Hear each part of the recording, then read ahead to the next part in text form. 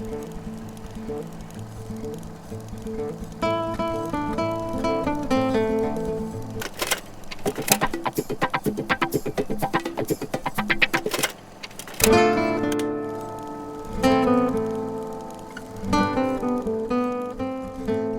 to Films Apart, the podcast where we poke fun at buried flops, unearth hidden gems, and explore timeless classics. So grab yourself some popcorn, sit back, and let's break these films apart.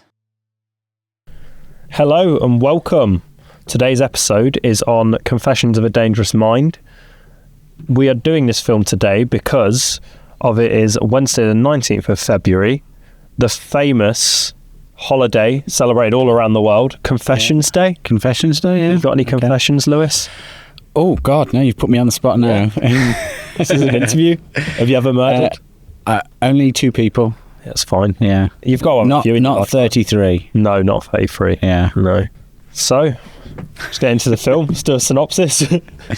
It's about a man who confesses to killing 33 people. Yeah, and that's it. The film's over.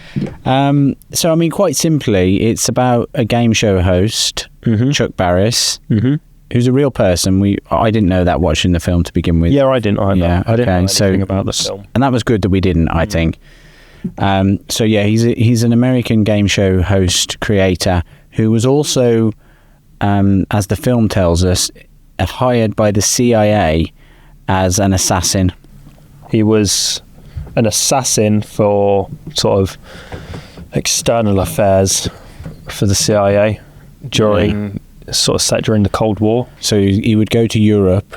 He would, in fact, he was known for creating the dating game. Yes. And the contestants would win a holiday. Yeah. And as was portrayed in the film, he would take them on the holiday, and that was his kind of cover for then killing some Russian spy. Yeah. It's based on a true person who wrote a autobiography about how confessing to all these murders and how he works with the CIA. And it was never confirmed. It's not known whether it's true or just a lie. He's sort of He spoke on it a few times. He has. Yeah, one time he denied it, but then, as far as I know, in the last couple of decades of his life, or 15 years of his life, after this film, basically, he always refused to say either way. Yeah, he likes it to keep a mystery. Yeah. So it's quite fascinating. It is fascinating. I found, when I was watching it, because we didn't know it was real, I did feel like this stuff was in his mind. Yes. Because the way they portrayed the CIA agent, and there's like a kind of CIA love interest as well, spy love interest, was very romantic, wasn't it? It was the sort of thing that you would conjure in your mind about kind of that sort of era. I think especially when at the start of the film you have his character is just desperate for this female connection. Do you think that's what it is? He's desperate for his female connection? I'm just asking. Not the CIA thing. I think that's maybe where the love affair comes from. Maybe that is just a figment of his imagination. He's always wanted a woman to be desperately chasing him. Yeah, it does begin with him showing all the kind of him wanting to get into different relationships, doesn't it? And he doesn't find anybody. That he's sort of a hapless lover. He ends up going on a series of dates at the cinema, and he's trying to snog someone, and everyone else in the cinema is like snogging someone, and he's trying it, and they're screaming, and and so you get the feeling that this guy is a bit sad, and he wants to be seen as something better than he is. Yes. Which is an interesting theme with the idea that he's supposedly a spy. And the way that his life outside of the spy world was to make himself better, I guess, or to make himself to become a high achiever, was to create game shows. Yeah. So he worked as like a runner, I guess, or just like an odd job sort of. I think at first he starts as like a tour guide at like a studio, and then slowly works his way up as like a manager, and then pitches some ideas to people. The most famous of which was the dating game, which they hated. Which initially they hated, but then obviously became a very big deal. And in the UK, we had Blind Date, which was based on the dating game. Yeah. He sort of got a name for making cheap television that sort of brought down the tone. Yeah. I think that was a big part of it as well, that he felt cheap. Yeah. Like he cheapened art, because you've got the times when he's talking about Twelfth Night and he's mentioning this stuff that he knows about higher art, but then at the same time he's creating reality TV. Yeah. That's the feel of it, isn't it? Yeah. And it's all smut. Yeah, the first test footage that he shows, it's just people swearing, being all sexually, giving off like sexual innuendos, and they can't have that. Not in the 60s. They can't air that. But to begin with, he's all for that. He wants that. That's the way he sees it, and it's entertaining. And obviously, people are entertained by it. But it's one thing being entertained in an audience, and it's another thing putting it on TV. And they tell him that he needs to clean it up. So Chuck Barris, played by Sam Rockwell. So he brings his sort of Sam Rockwell energy to it. He's superb. It's a high energy performance. Really fun to watch. It's a very fast-paced film as well, isn't it? He's a very good actor at playing like a down-and-out genius who is also like charismatic. Yeah, it's a strange that he's good at playing like hated, sort of charismatic like losers, I guess. Like they're always sort of looked down upon in some way, but they're also quite successful. I mean, I told you about Fosse Verdon, which he did recently, which was a Disney miniseries about Bob Fosse. And Bob Fosse is like an addict, sex addict, tumultuous affairs all through his life. But at the same time, he created Cabaret, and he won Oscars, he won Tony Awards. Some other examples, I think I mentioned when I watched it, it reminded me of him in Iron Man 2 with Justin Hammer, where he plays like a rival millionaire to Tony Stark.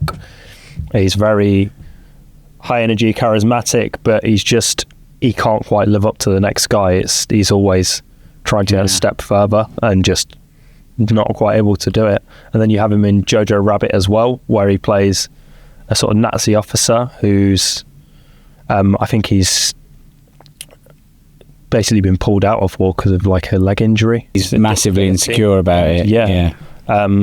Yes, so he plays insecure people, doesn't he? Yeah, deeply insecure. But I guess his character in Jojo Rabbit's not a loser. He's killing Nazis, so pretty cool. But then his characters are not losers. He sees himself as a loser. He sees himself as a loser. Insecure. I mean, some people see him as a loser, for sure. But at the same time, he's also quite successful in some ways. Yeah. Anyway, he's always very watchable. Yeah, definitely. Drew Barrymore plays his main love interest. Drew Barrymore's great in it. Drew Barrymore's basically Drew Barrymore. Yeah, she just plays herself. She just plays this kind of sweet woman the girl next door. Yeah, who everyone kind of wants to fall for. Interestingly, I didn't know this before. So it's directed by George Clooney. Yeah. Who? That's why I said Yar. Yar. The farmers in Hot Fuzz. Yar. George Clooney plays the CIA agent that recruits Sam Rockwell's character, Chuck. And he directed the piece, and he also wrote the screenplay. I didn't realise Charlie Kaufman also. Charlie. Yeah, so Charlie they Kaufman, co-wrote it together. I didn't realise it was Charlie Kaufman. I didn't realise until after the film had ended, which is interesting because that made me reflect on it more. I think if my first impressions of the film after we'd watched it were, I've just been entertained for an hour and a half, definitely. Yeah. It made me think, is the story of the CIA thing true? But it didn't clarify that. No, and I felt like it should have clarified it slightly more. Not being definitive about it, but I just think that was a sign of the direction. And I think that it could have been directed in a way where we knew that actually this was probably his imagination rather than isn't it? That was my feelings on it. And then I found out that Charlie Kaufman had a hand in the writing, and I thought, this is definitely not true. Yeah. Because I hold him in such high esteem that it made me think about the film more deeply, and it made me think about his character and the whole stuff we've been talking about, the low art.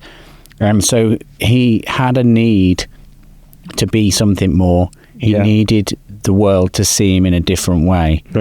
And so the way to do that would be to create this character. Yeah. Step away from TV because he wasn't achieving what he set out to there. I think as well, Charlie Kaufman's work, a lot of it is you sort of questioning reality. That's my point. Yeah. So that may, and if I'd have known that at the beginning, I probably wouldn't have had any doubts. Yeah.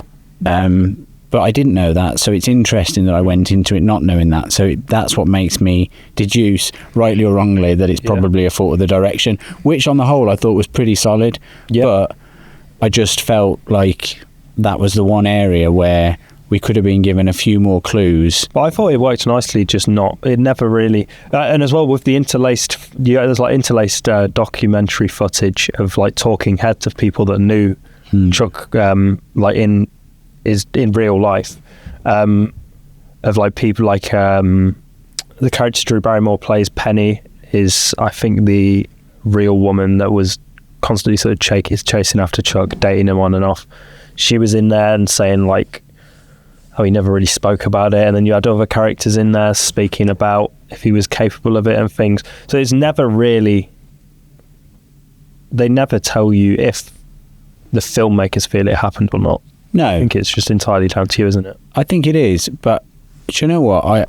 I do feel like you can make a film where you leave it open, and you can make a film where your intention is for it to be a mystery, and so that the audience goes out going, was that real or wasn't that real? I just felt like it didn't lean into either one. I didn't fully feel convinced that that's what it was trying to do, because if it wanted me to go out thinking it was a complete mystery, I think it would have been less romantic around the George Clooney, Julia Roberts stuff, and the whole story where someone's going to kill him, and the old switcheroo. Yeah, you know, it was a bit weird. It was a bit TV, wasn't it? Yeah. So it kind of suggested that it wasn't real, but again, why go to the lengths of suggesting it wasn't real to that length, but then also not having clarity? It just didn't. That was the area that I would say was lacking. I thought I quite liked how cartoonish it got. Okay. So I think, obviously, in my mind, none of this did happen, and they are just either delusions or stories that he's convinced himself of at some point in his life and then sort of backtracked. So I thought it was quite nice to have that cartoonish sort of like, especially when George Clooney shows up, he feels like what you'd imagine a CIA agent to be. He's just George Clooney, really, isn't he? With some glasses and a suit on. Suave. Yeah, suave and sophisticated. And Julia Roberts? Sultry, sexy. Yeah. Yeah. Mysterious. Yeah. You never know what side she's on. Just a bit of a femme fatale.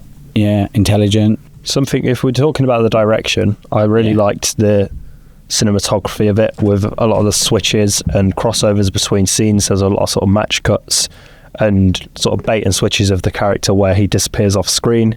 He's swapped out into a different costume very quickly with Sam Rockwell, between like game show and spy, like his spy shenanigans. I thought that was all nicely done. Yeah, you had that 1970s kind of saccharine colours, you know, really bright, sickly colours almost of like the game show world, and then this low-toned Cold War, you know, snowy feel to it when he was a spy, which I thought was quite good cinematography. But then also the cinematography, I wasn't quite sure whether there was something wrong with the film when they were showing the monologues, you know, the little monologues in between. Yeah, I don't know if that was just to really differentiate from the film. I feel like it's quite bleached. It was almost like a mix of that sort of colour of the old game shows and the Cold War. I suspect that was trying to suggest something, but it just made me think, is this version broken? A bit that I enjoyed was there's a montage of where during one of his game shows where, what was the game show called again? Do you know the one where it's almost like a sort of X Factor type thing? They have people on singing. The Gong Show. The Gong Show, that's it. During the Gong Show, where there's a really bad Elvis impersonator. Oh yeah, singing I Can't Help Falling in Love, whilst there's a montage of all his failed sort of love lives. I thought that was really good, alongside this like failed love song. It was George Clooney's first directorial effort as well. I think it was directed really well. I really liked it. Overall, I was pleasantly surprised by the film. I found it entertaining. If I was gonna be mean, I guess it's around. It would be comparing it to the films around it that were written by Charlie Kaufman, because not long before he'd done Being John Malkovich and Adaptation, which were just, to my mind, they're really brilliant films. Not everyone will agree. That's how I feel about them. And then the one after, I think, was Eternal Sunshine of the Spotless Mind, which I think is, I think it's a great film. And I don't think it's a patch on those films. That's my feeling about it. It feels a bit more fluff. That's, in comparison to those films. Yeah. It's a good film, but in comparison to those films, it feels a bit more throwaway to me.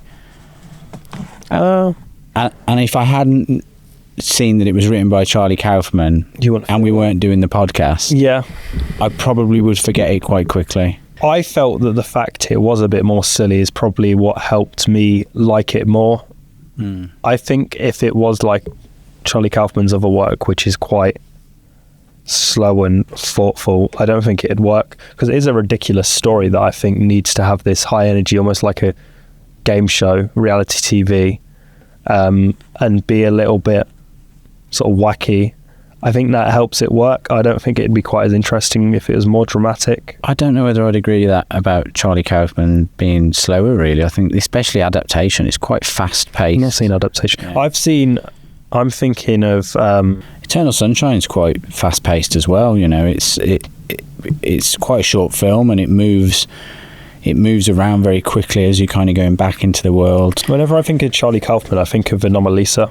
He's made, I would say, lesser films as the years have gone by, but I still like them. Yeah, but I've seen Eternal Sunshine. That is a really good film, but I've not seen Being John Malkovich. This feels very different to a normal Charlie Kaufman film, I would say. It's not. Yeah. And maybe that's because, as you say, it was written with George Clooney, was it? Yeah. Okay. I don't really know what else to say about it. There was some cameos. During the dating game, we've got this sort of useless, sort of overweight guy besides Matt Damon and Brad Pitt, who are both sort of sat there awkwardly, quietly.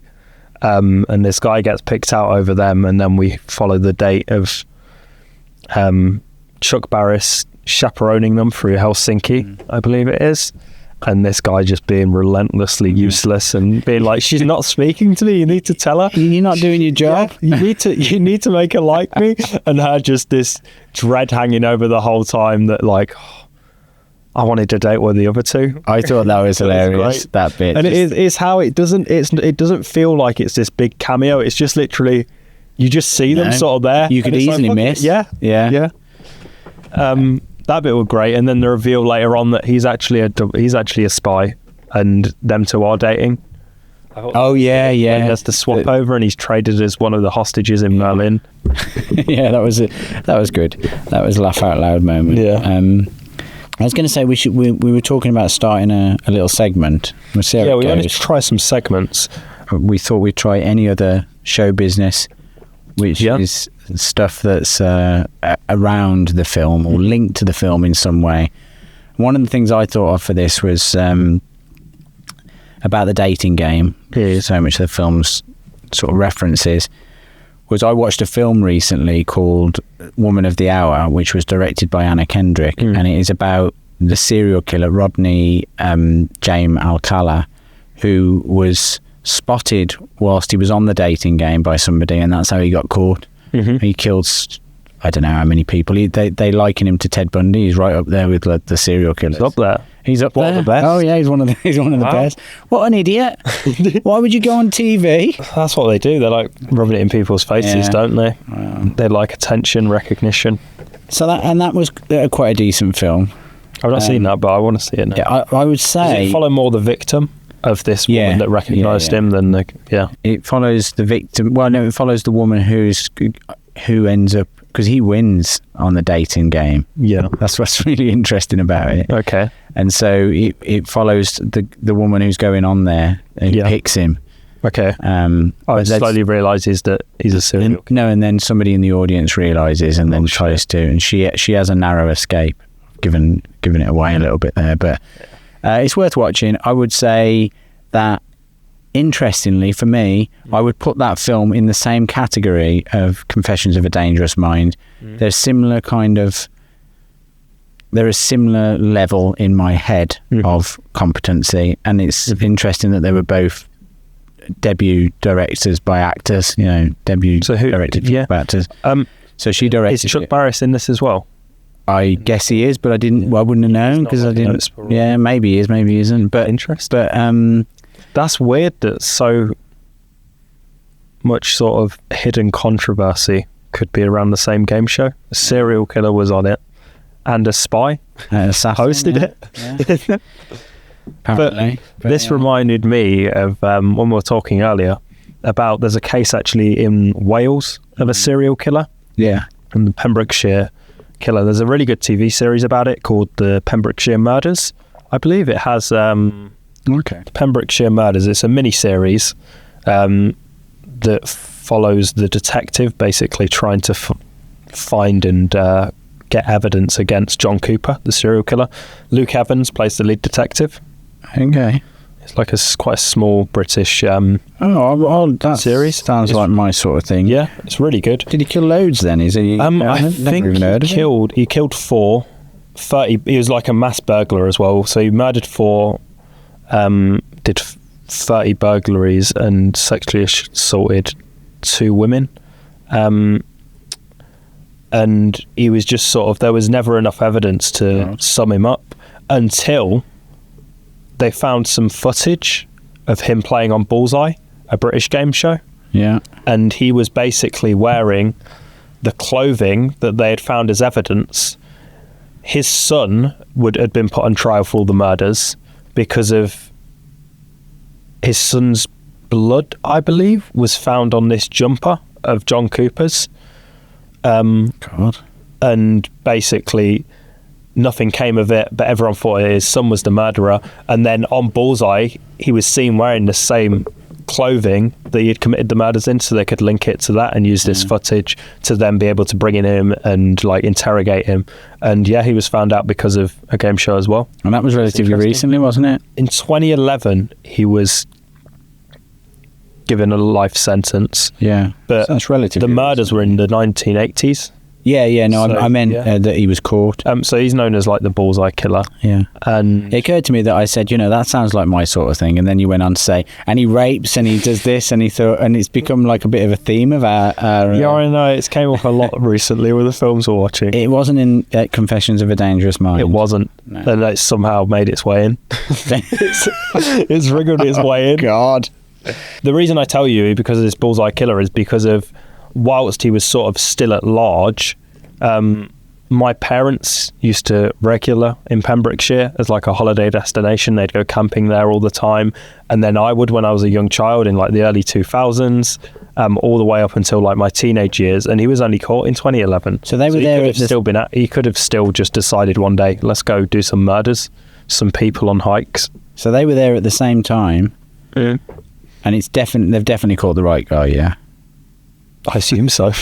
Your parents have got an alibi, yeah. They're not. I don't want to talk any further on this. No comment. This is about confessions, after all. Yeah. Anyway, it was a good film. I'm glad I watched a film, another Charlie Kaufman film that I'd not seen. Were you even aware that you'd made the film? No. Well, do you know what? In hindsight, I can remember seeing it on Wikipedia, but it was just at the back of your head somewhere. Yeah. And I'd heard of the name of the film, but I had no idea what the film was about. I just knew the name of the film. Because when we were discussing what films to do over like a Confessions Day, because I was like, that could be quite interesting. And all I could really think of was like, I Know What You Did Last Summer. It's like a film about a confession. And then you said about this, and it sounded perfect. Purely by name. Fun film. And so we just watched it on a whim. Yeah. And I'm glad we did. Yeah. And it's worth a watch if anybody hasn't watched it.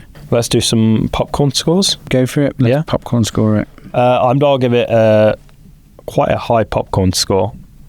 It's my sort of film. High energy, wacky, fun characters. I'll give it a 5. Really? Yeah. Wow. I didn't realise that you liked it that much. Enjoyed it. It felt very in the style of directing and the cinematography. It felt a bit Edgar Wright to me. Okay. I want to watch more of George Clooney's stuff. I'm really interested to see what his other stuff is like. It's quite political. Yeah. Yeah. I think it was a very competent film. I thought the performances were really good. I liked Sam Rockwell. I always liked Sam Rockwell. I thought Drew Barrymore was good. I thought the cast was good. I thought it was directed pretty solidly. I thought that the cinematography was good in some aspects and not so much in other aspects. I thought the writing was decent. Don't feel like it pulled it off for me fully. I would give it 3 out of 5. Okay.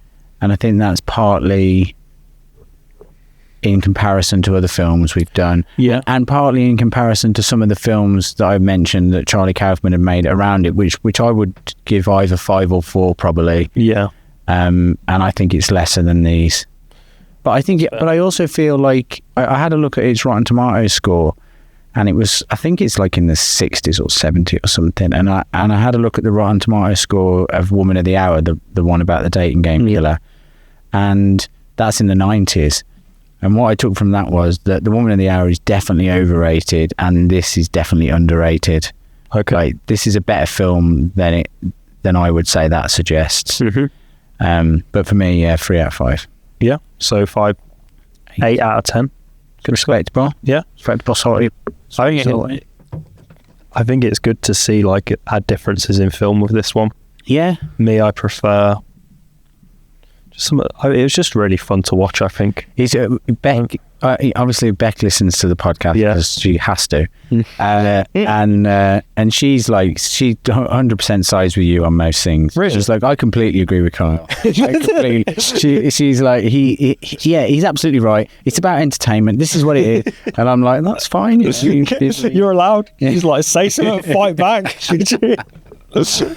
Oh no! I just simmer away, and he's going, I can't believe it that she's siding with him. No, but you've got a fan. One fan. Everyone else I'm probably pissing off. No, I don't think you are. What do you mean, Sergio Leone? I don't think you are. No, I pissed off some of my mates, but that's fine. Did you? Yeah. Okay. Well, this is the thing. Like, I feel like more often than not, if you're talking arty, if you're getting arty in any way, you're going to piss more people off. If you're being sort of down to earth and like, I just want to watch a good film entertainment, you're gonna make more people happy. I'll stick to that. That'll be my. So you and that will ultimately probably translate to, in our writing lives, you writing films that are popular and me writing ones that mean that I will still have to work, part time. Not at all. I think we both have very different styles of artistry, I guess, and writing, and I think it's just tone.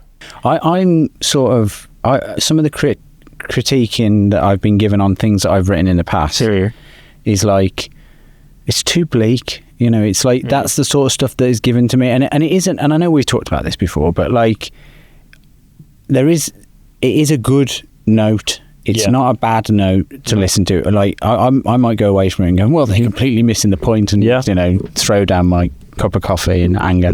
But actually, the film is about kind of bringing people into it, and sometimes you have to be aware of that stuff.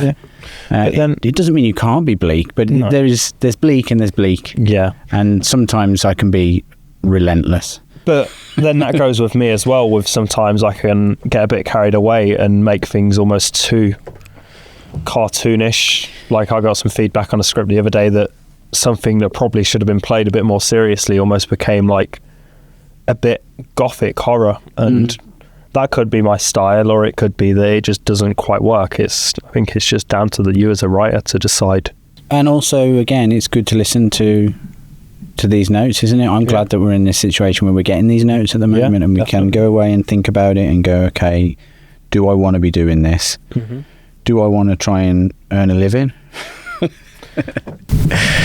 Or maybe, you know, just the fact that we are different in the ways that we're different, we will have that, you know, effect on each other in some way. You know? Yeah, maybe. Yeah, we influence each other. Draw each other in, and then we'll be the best writers ever. Yeah. Maybe not that far. So, I think we're agreed this has been a useful film to watch for us. Definitely. Like they all are. Yeah. And a great one for Confessions Day, everyone's favourite holiday.